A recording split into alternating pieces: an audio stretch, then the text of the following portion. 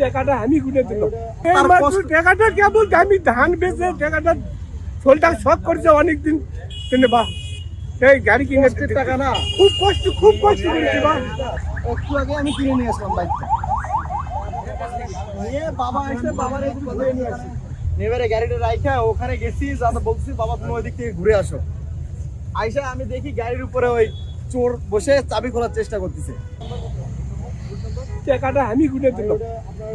কেবল কিনে দিয়ে লোকলে আমার কথা বেড়ে আসি বা এই মাত্র কি ভাই আমার বাবা আসছে দেশ থেকে আমার এই বাইক কিনে দেওয়ার জন্য। আমি বাইক কিনে নিয়ে বাবারে একটু ঘুরে নিয়ে বেড়াচ্ছি। এবারে গাড়িটা রাইখা ওখানে গেছি, যাতে বলছি বাবা তুমি ওই দিক থেকে ঘুরে আসো। আইসা আমি দেখি গাড়ির উপরে ওই চোর বসে চাবি খোলার চেষ্টা করতেছে। তখন ওই যে ড্রাইভার ভাইরে বললাম যে দেখেন আমার বাইক চুরি করার চেষ্টা করতেছে। তখন আসে ওর ধরছি, এই ওর হাতে ওই যে চাবি লক খোলা এরকম একটা এক ছিল, 5-6টা চাবি ছিল ওর কাছে। হ্যাঁ, গাড়ি আজকেই কিনছি।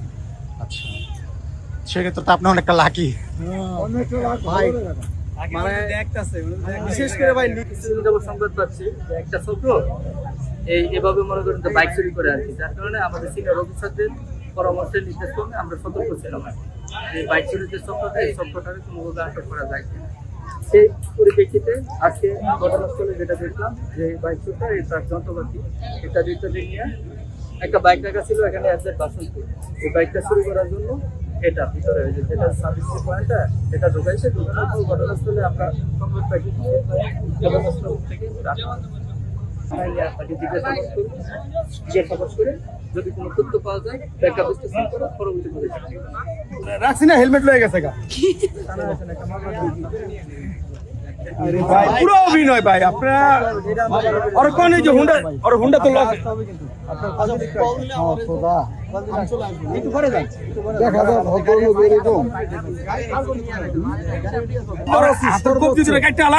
আর যদি না পারেন ওরা ধরে না ব্রিজ দিতে পানি ঢালা দেন, দেখুন অটো উঠে গেছে গা। আমার হুন্ডার হেলমেট লয়ে গেছে গা। আমি হুন্ডা পরে ধরে এদের পুরো অভিনয় করতেছে। আর কিন্তু একটু পুরো একদম অভিনয় নাটক, এদের আর কিচ্ছু নাই।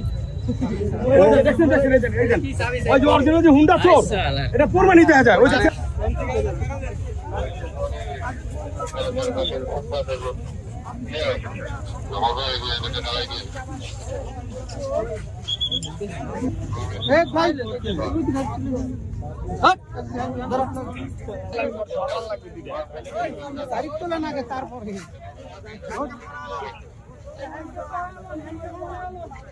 এই ধরো